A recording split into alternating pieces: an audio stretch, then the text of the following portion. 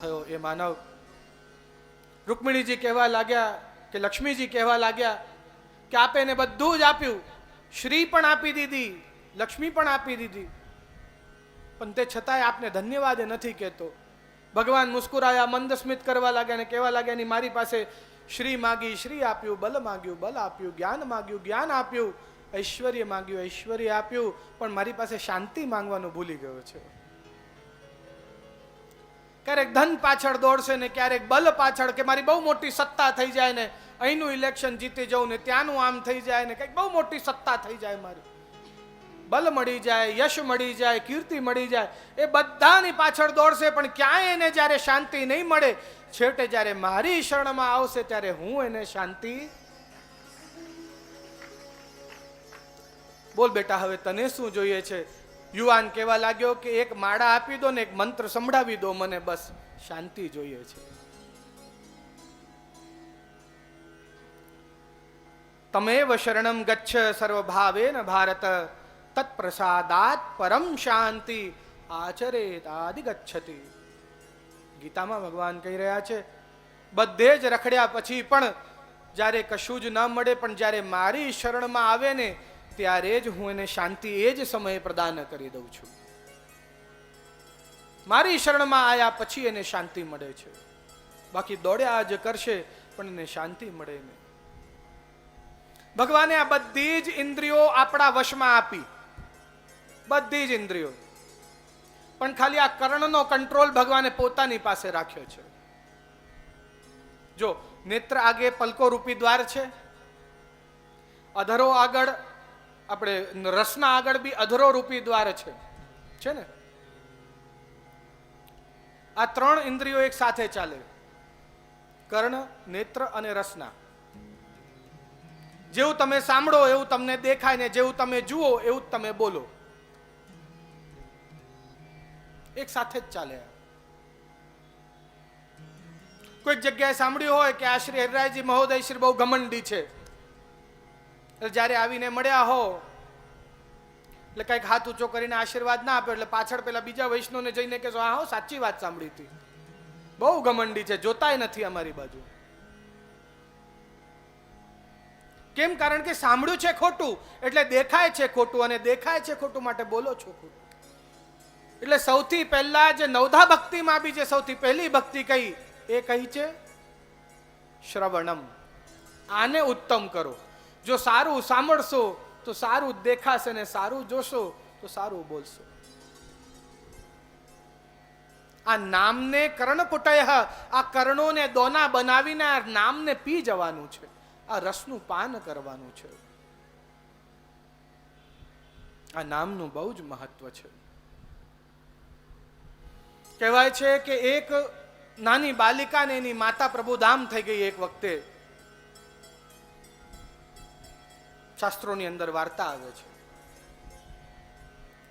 પિતા જે પોતે કમાતા એ કમાઈમાંથી રોજે થોડો પૈસા લાવે કે દર મહિને થોડુંક ધન એ કન્યાને આપે ને કહે આને સાચવીને રાખજે, જ્યારે તું યુવાન થઈશ તો તારા લગ્ન માટે મને આ ધનની જરૂર પડશે.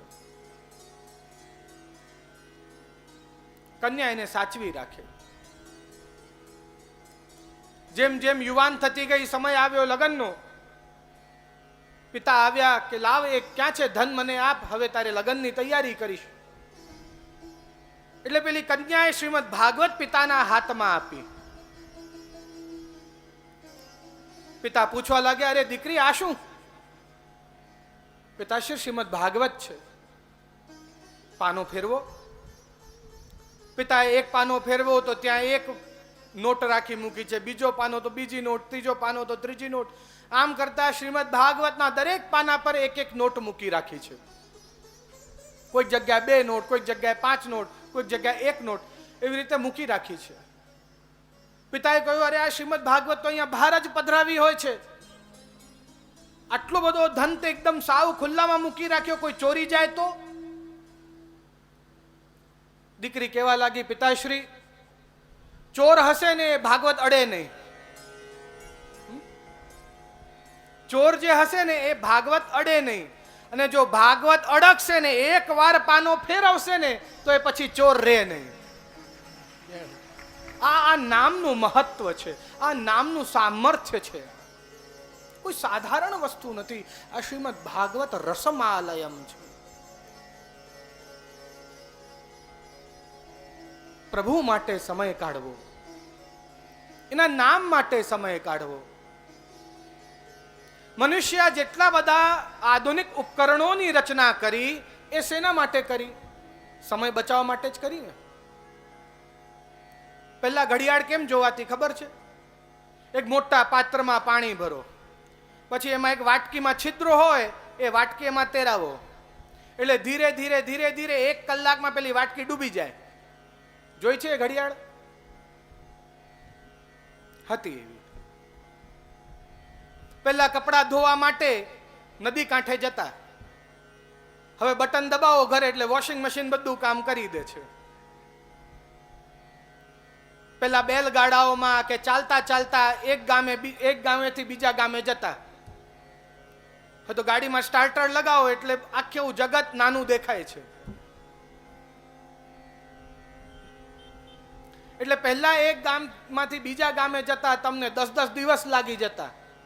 હવે તમે 4 કલાકમાં પહોંચી જાઓ છો, 5 કલાકમાં પહોંચી જાઓ છો.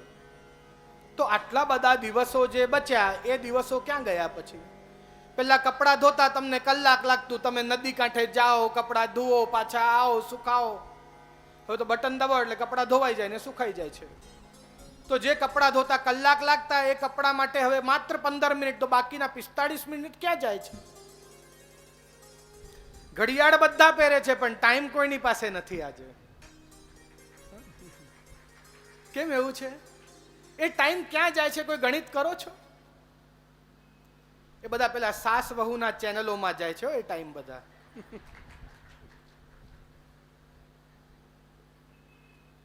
ભક્તિને સમય આપો, ભગવદ નામને સમય આપો. આ ભગવદ નામ આપણને તારનારો છે.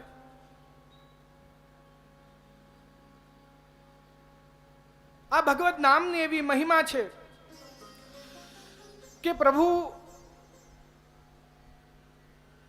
એના રસમય વાંગમય સ્વરૂપથી આપણા હૃદયની અંદર બિરાજમાન થઈને આપણા રોમ રોમને પુલકિત કરે છે. જ્યારે કોઈ તમને પૂછે તમે શું કામ દોડી રહ્યા છો, તમે કહો જીવન માટે દોડી રહ્યા છો કે અમારું જીવન સારું બને. પણ વાસ્તવમાં તમે જીવન માટે નહીં પણ જીવન સ્તર માટે દોડી રહ્યા છો. You are actually not running for your life, but you are running for your lifestyle. મારો જીવન સ્તર ઊંચો આવે, જીવન ઊંચો આવે એના માટે નથી દોડી રહ્યા. જીવન માટે તો તમે ભગવદ વાર્તા કરો છો, જીવન સ્તર માટે તમે દુકાને બેસો છો. આપણે જીવન બનાવવાનો છે. જીવન બનાવવું અને જીવન સ્તર બનાવવામાં ભેદ કેટલો ખબર છે? બહુ નાનકડો છો. એક માછલીને દૂધમાં મૂકો ને એક માછલીને પાણીમાં મૂકો, પછી જોજો એટલે ખબર પડશે કે તમે જીવન માટે દોડો છો કે જીવન સ્તર માટે દોડો છો. એક ગામનો નગર શેઠ બહુ પૈસાદાર, એને જોયું એક માછલી આમ તડપતી હતી ભૂમિ પર. માછલી એને ઉચકી, એના દાસને કહ્યું જા દૂધનો ઘડો ભરી લાવ કે હું તો નગર શેઠ છું, એને પાણીમાં ના રાખું. એને માછલી રાખી દૂધમાં, દૂધમાં એ તડપતી હતી. એટલે દાસને કહ્યું જા શહદ મધ લઈ આવો, મધના પાત્રમાં રાખીશ પણ એને પાડીમાં નહીં, હું તો નગર શેઠ છું. એટલામાં જ એક સંત આવ્યો, કહેવા લાગ્યો શું કામ એના પ્રાણથી રમે છે? એના જીવન માટે ને જલની જ જરૂર છે. તમે ગમે તેટલું દોડો પણ છેલ્લે તમને ભગવત નામ ભગવત સેવાની જરૂર છે, કારણ કે માછલીને પાણી જેવું છે. જીવન બનાવવા માટે તમે પ્રયત્ન કરો. અત્યાર સુધી જીવન સ્તર માટે કર્યા છે ને, હવે જીવન માટે કરી જુઓ, બહુ આનંદ આવશે.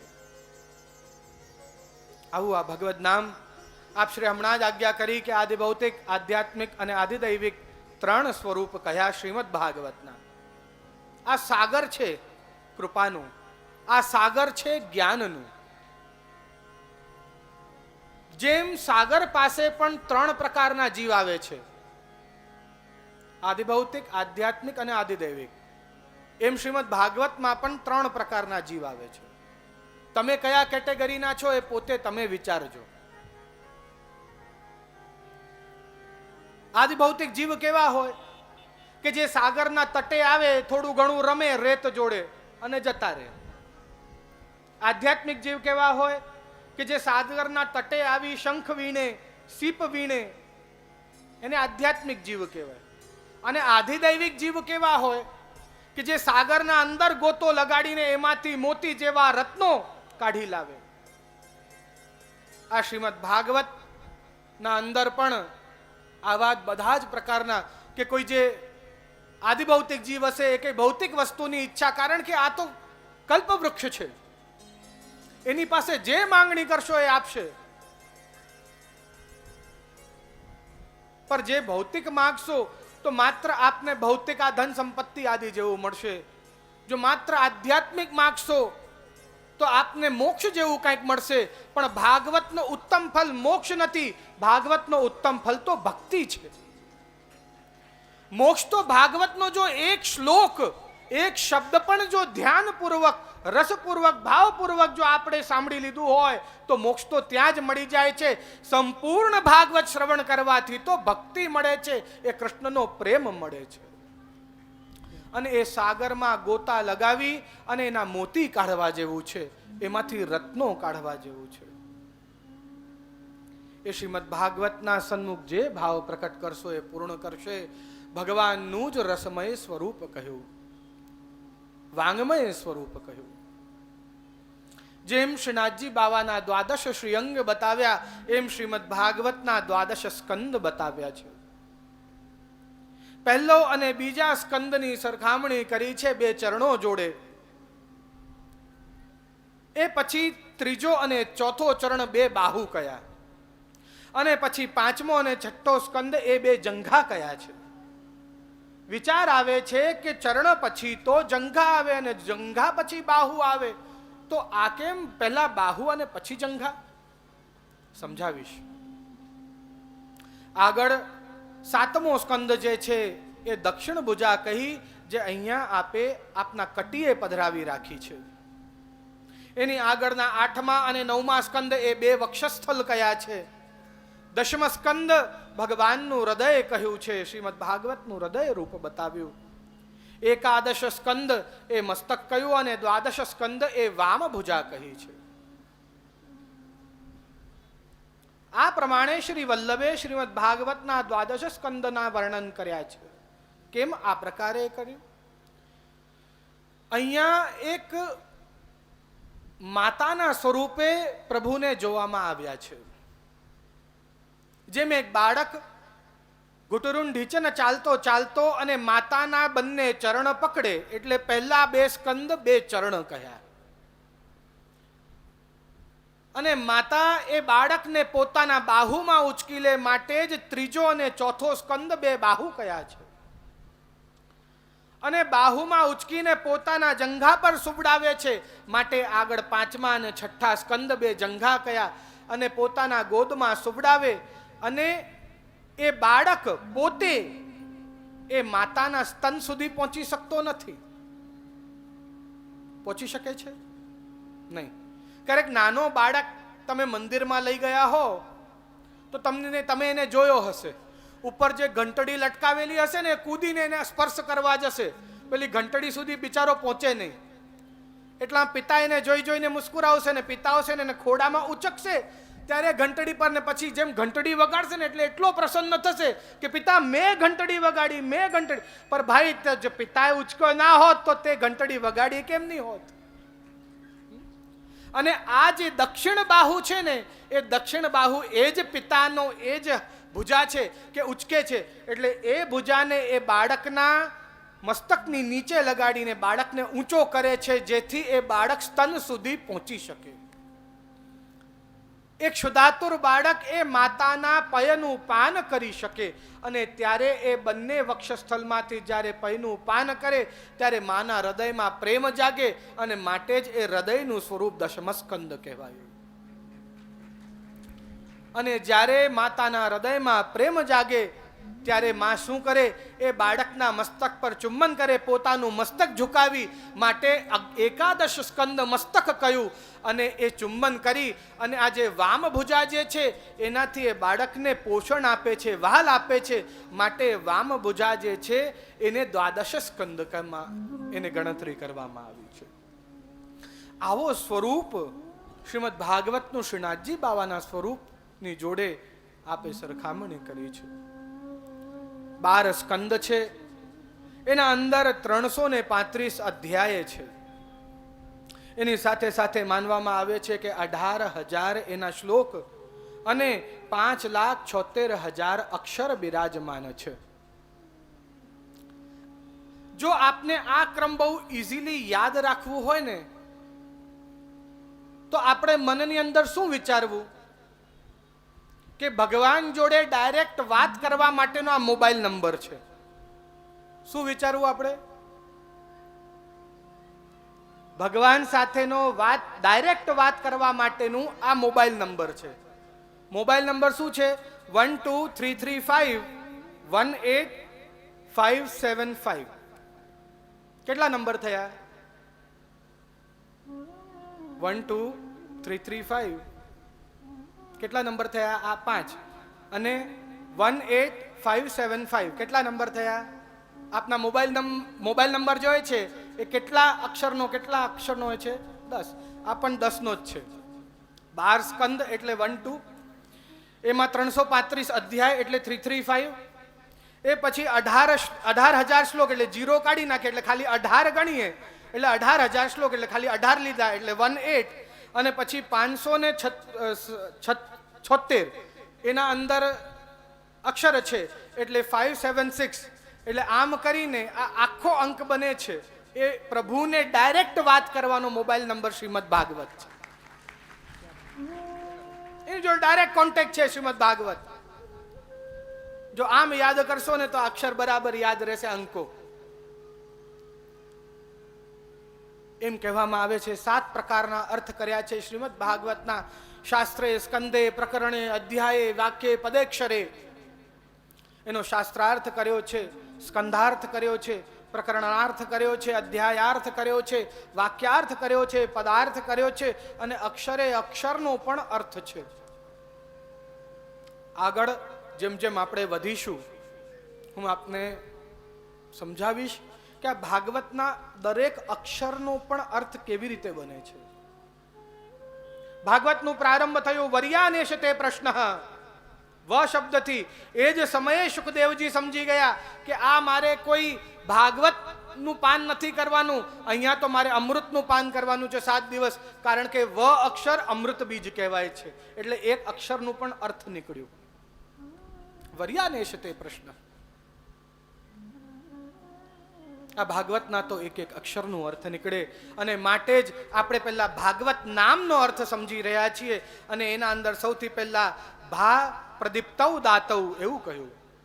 ભા શબ્દ જે છે એ પ્રદીપ્તૌ ધાતૌ છે, પ્રદીપન કરે છે ભાવનું, જીવનમાં પ્રકાશ લાવે છે, જ્ઞાનનો પ્રકાશ આપણા જીવનની અંદર, અને અજ્ઞાનતાનો અંધકાર ખસેડી દે છે.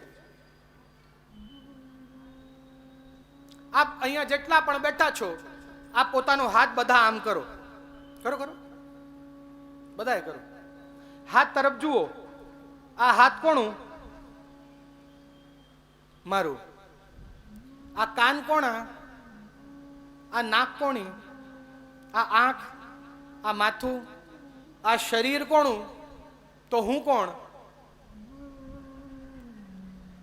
જો આ શરીર આખું મારું, મોટા ભાગે આપણે શું હું, આપણે આ શરીર ઉપર જ હાથ મૂકીને કહેતા હોઈએ ને હું. પણ જો આ શરીર મારું તો હું કોણ?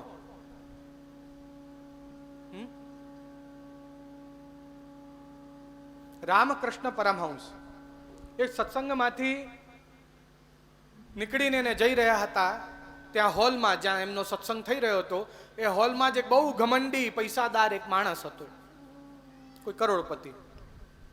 એમની સામે આવીને માર્ગ રોક્યો, અને માર્ગ રોકીને કહેવા લાગ્યો, મહારાજ મેને એસા સુના હૈ कि आप तो भगवान से बात करते हो, भगवान से डायरेक्ट कांटेक्ट है, कभी हमको भी मिलाओ भगवान से, અમારો એ કોન્ટેક્ટ કરાવો ભગવાન જોડે. બહુ ઘમંડી હતો. તો સંતે કહ્યું, એવું કર તું મને તારો એડ્રેસ આપ કે હું મોકલું છું ભગવાનને તારા ત્યાં. એટલે એને તો એના ઘરનો એડ્રેસ લખીને આપ્યો. સંત જોઈને કહે છે કે આ તો તારા ઘરનો એડ્રેસ છે, કે મને તારો એડ્રેસ આપ. વિચાર કરવા લાગ્યા, ઘર કરતા વધારે ઓફિસમાં રહું છું, એવું લાગે છે દુકાને બેસું તો દુકાનનો એડ્રેસ માંગતા હશે, તો દુકાનનો એડ્રેસ લખીને આપ્યો. સંતે વાંચ્યું, કહ્યું ના, આ તો તારા દુકાનનો એડ્રેસ છે, કે મને તારો એડ્રેસ આપ. પછી એને લાગ્યું કે આ કંઈક બહુ મોટી વાત કરે છે સંત. ત્યારે વિવેકપૂર્વક હાથ જોડીને એને નમન કરીને કહેવા લાગ્યા, હે સંત મહારાજ, મને કૃપા કરી જણાવો કે આપ મારી પાસે શું માંગી રહ્યા છો, કયો એડ્રેસ માંગી રહ્યા છો. સંત કહેવા લાગ્યા, અરે શેઠ, તને જે દિવસે ખબર પડી જશે ને તારો એડ્રેસ કયો, એ દિવસે તારે ભગવાન શોધવા નહીં પડે, પેલો ભગવાન તને શોધતો તારા પાસે પોતે આવશે. તું કોણ પહેલા એ જાણ, તારો એડ્રેસ શું તું પહેલા એ જાણ.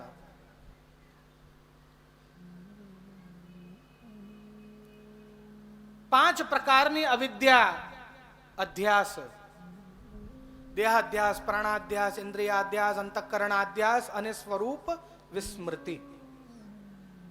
એના અંદરથી